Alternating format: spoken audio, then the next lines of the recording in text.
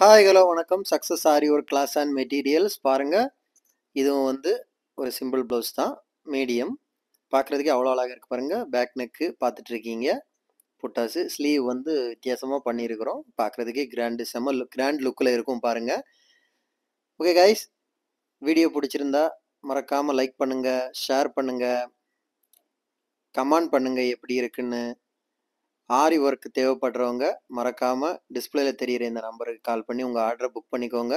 நீங்கள் எந்த விதமான டிசைன் ஆர்டர் புக் பண்ணாலும் வித்தின் 4-5 டேஸில் நாங்கள் டெலிவரி பண்ணிடுவோம் வித் குவாலிட்டி மெட்டீரியலோட.